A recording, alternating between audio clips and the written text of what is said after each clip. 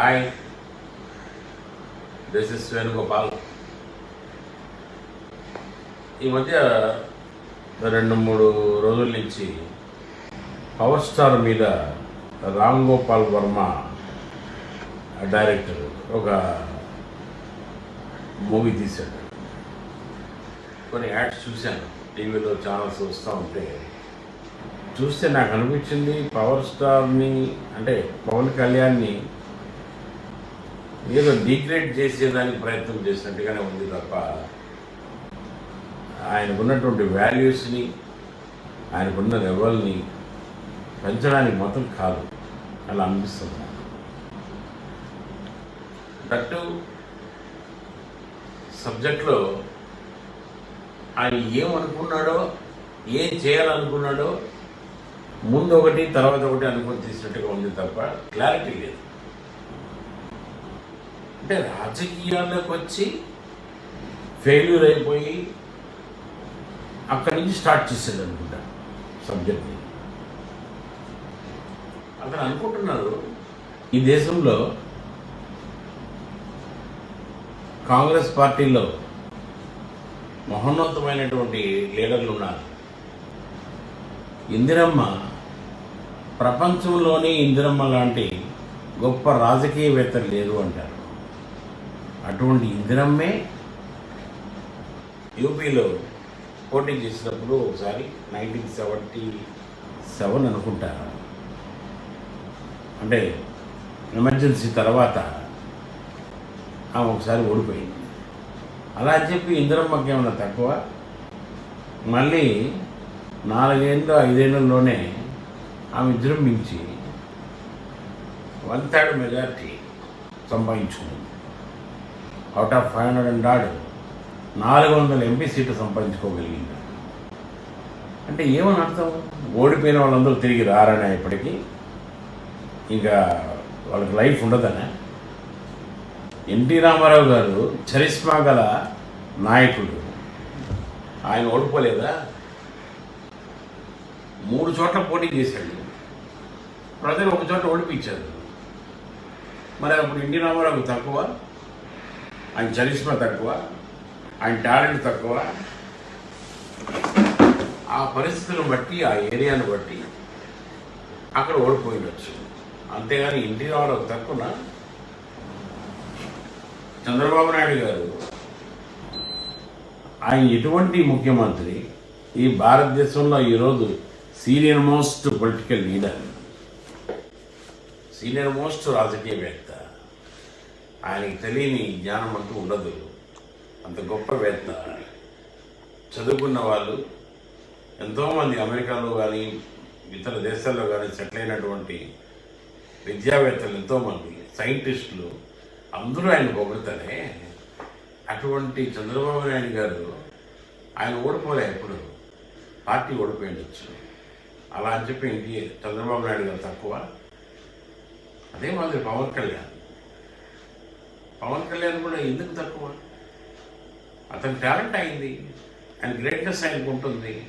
ఆయన మంచి artist, trend sitter.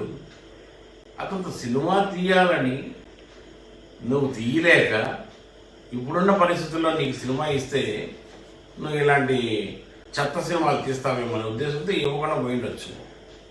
అందుకని నువ్వు ఆయన మీద సినిమా తీసి అది డూపులు పెట్టి, ఓకే డూపులని అంటే ఇప్పుడు డూప్ అని అనకూడదు, ఒరిజినల్గా హీరోలు వాళ్ళు. ఇప్పుడు పవన్ కళ్యాణ్ లాంటి క్యారెక్టర్ చేసిన ఆర్టిస్ట్ అయినా చిరంజీవి లాగా కనపడేవాడు.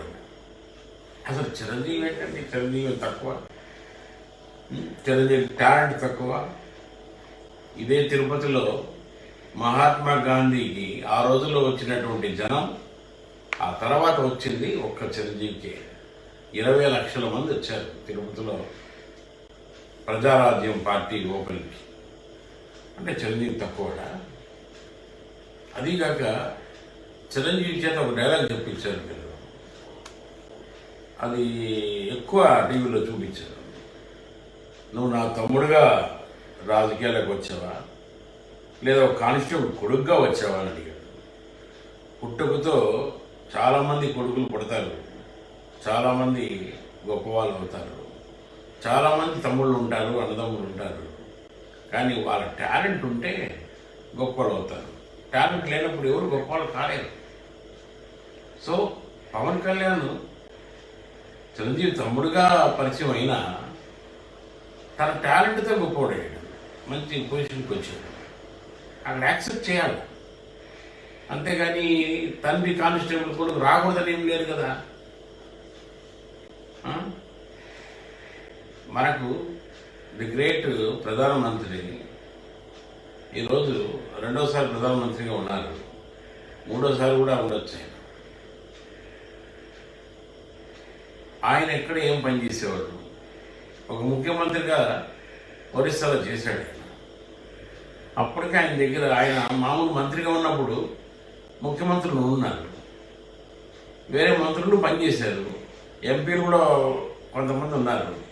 వాళ్ళ దగ్గర ఈయన ఒక ఎంపీ కాన్స్టిట్యూన్సీలో ఒక ఎమ్మెల్యే గెలిచిన వ్యక్తే ఈరోజు భారతదేశానికి గొప్ప ప్రధానమంత్రుల్లో పేర్లు ఆయన పేరు కూడా ఒకటి.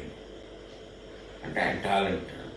అదే భారతీయ జనతా పార్టీ ఒకప్పుడు 2 సీట్లు మాత్రమే తెచ్చుకునేది. ఆ రోజు తెలుగుదేశం పార్టీ భారతదేశంలో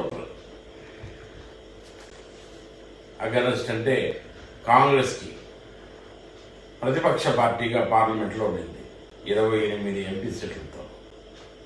మరి తెలుగుదేశం ఇప్పుడు భారతదేశం అంతా చెప్పుకున్నారు కదా, తెలుగుదేశం పార్టీ గ్రేటే కదా అది. అంటే ఈరోజు తగ్గినాయంటే తగ్గిపోయినట్ట.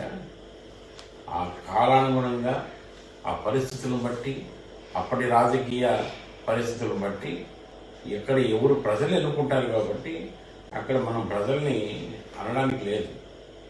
ఈరోజు ఇక్కడ ఆంధ్రప్రదేశ్లో జగన్ 200 పైగా సీట్లు సంపాదించుకున్నాడంటే ఆయన కష్టం ఉంటుంది.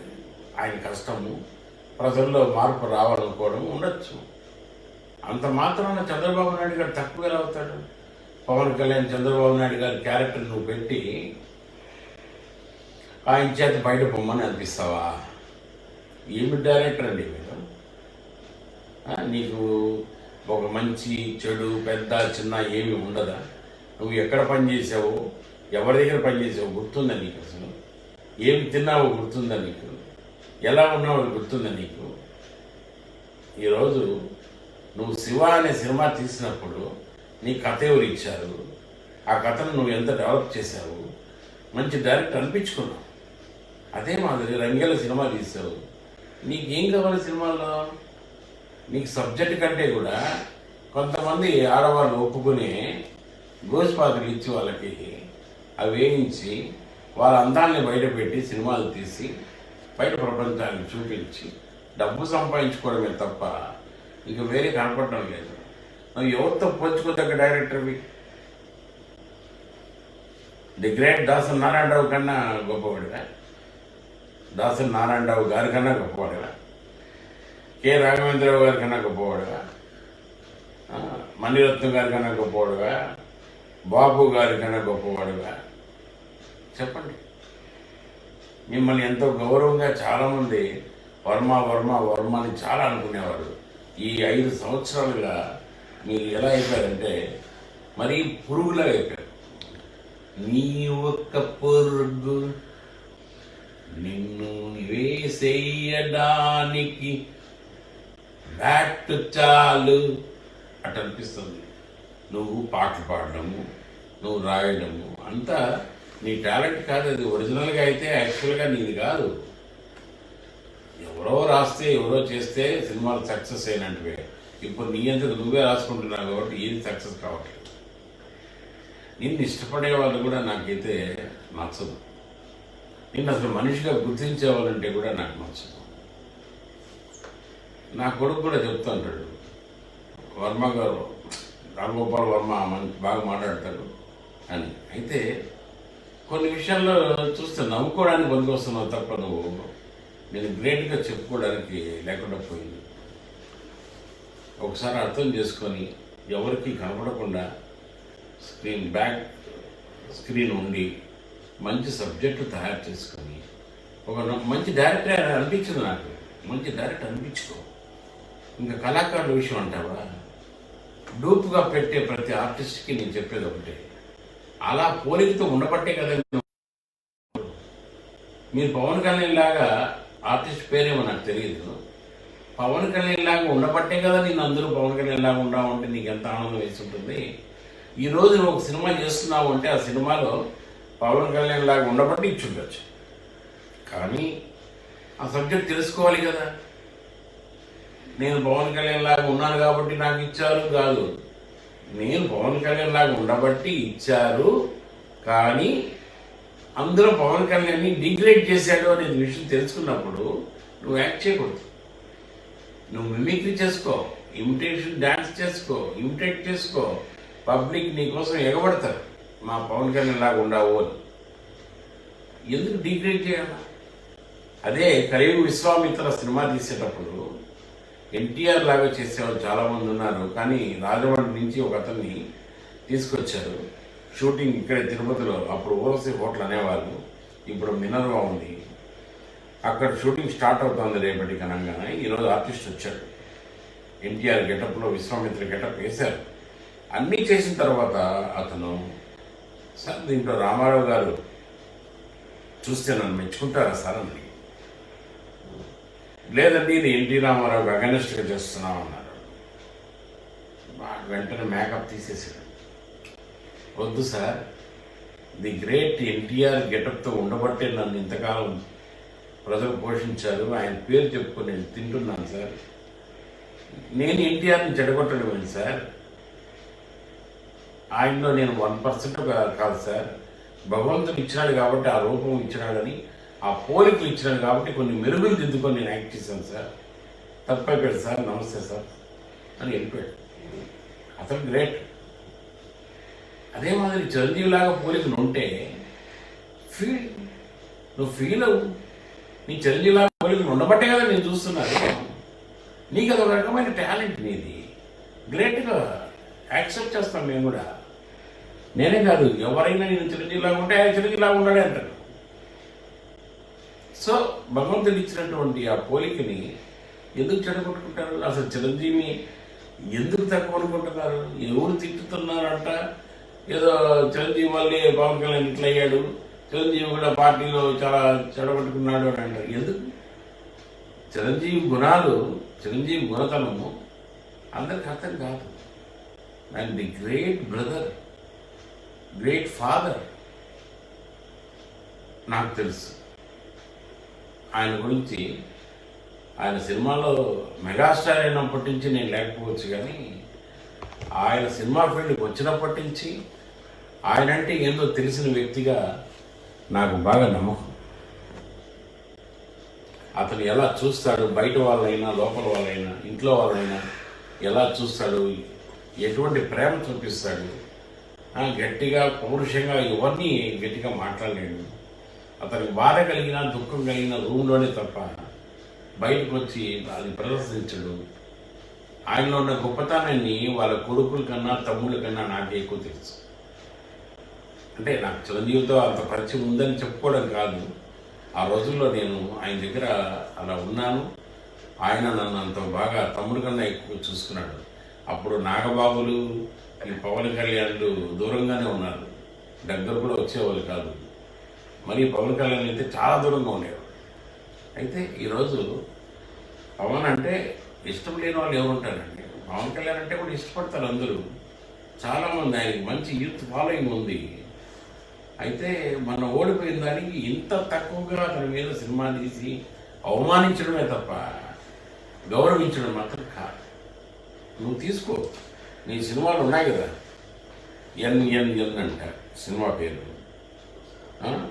కరోనా వైరస్ మీద. ఓకే, మంచిదే. కరోనా వైరస్ మీద నువ్వు వైరస్ గురించి ఎక్స్ప్లెయిన్ చేసుకో, చెప్పు, పబ్లిక్ అర్థమయ్యేటట్టు. రిక్షా వాడు కానించి, ఆటో వాడు కానించి, కూరగాయలు అమ్మేవాడు కూడా తెలుసు. దాన్నే నువ్వు చెప్తా ఉంటావు అంతే, వేరేగా ఏమి ఉండదు. తర్వాత murder, thriller, climax, NNN climax, పూర్ణ వీడియోస్. ఇవి ఏంటి? ఎవరికి ఉపయోగపడతాయి ఇవన్నీ? ఆ బూత్ సినిమాలు కావాలంటే నువ్వు వేసుకో, చూసుకో. దొరుకుతాయి కదా. నీ సినిమాలే పూర్తి సినిమాలు అని చెప్పేసి ఎవరిని చూడొద్దని చెప్పడానికి నువ్వు ప్రయత్నం చేస్తున్నావు. వర్మ చాలా బ్యాడ్. నువ్వే ఒక కర్మ. ఈ దేశానికి, డైరెక్టర్స్కి, సినిమా ఫీల్డ్కి నువ్వు ఒక కర్మలాగా తయారయ్యావు. అమృత అంటే ఆ అమ్మాయి మీద సబ్జెక్ట్ ఏంటి, ఏం జరిగిందో పబ్లిక్ తెలుసు, అందరూ బాధపడ్డారు. ఈరోజు మళ్ళీ దాన్ని బయటకు పెట్టి ఎలివేట్ చేయాలని చూస్తున్నాం. వద్దండి, బాగలేదు. నాకు ఈ సబ్జెక్ట్ గురించి అసలు ఎందుకు మాట్లాడాలో అనిపించింది. కానీ చాలామంది నువ్వు మాట్లాడు అంటే వర్మ గురించి ఏంది నేను మాట్లాడేదని అనిపించింది. నన్ను నేను తక్కువ చేసుకుంటే ఉంటుందేమో, అతని లెవెల్కి పోయి మనం మాట్లాడితే బాగలేదు. వర్మ ఇట్లాంటివి చేయొద్దు ఎప్పుడు. నువ్వు పవన్ కళ్యాణ్ క్యారెక్టర్ చేసిన అతని కానీ, చిరంజీవి క్యారెక్టర్ చేసిన వాళ్ళు, మిగతా వాళ్ళు కూడా నువ్వు కావాలంటే డూపుగా అవసరమైనప్పుడు పెట్టుకో అటువంటి వాళ్ళకి. అంటే నీ క్యారెక్టర్ డూపులతో చేసే లెవెల్కి పడిపోయాడు. వాళ్ళు మంచి టాలెంట్ ఆర్టిస్టులు. కానీ నువ్వు డూపులతో చేసే డైరెక్ట్గా అయిపోయినావు. ఓకే, నువ్వు ఇక మీదట అట్లా చేయకుండా ఏదైనా సొసైటీకి ఉపయోగపడేటివి ఏమైనా చేస్తావని నువ్వు అలా ఆలోచిస్తావు. నీ బ్రెయిన్లో అటువంటివి మూడుకి తెచ్చుకుంటావని ఆశిస్తూ అందరికీ, ఫ్రెండ్స్కి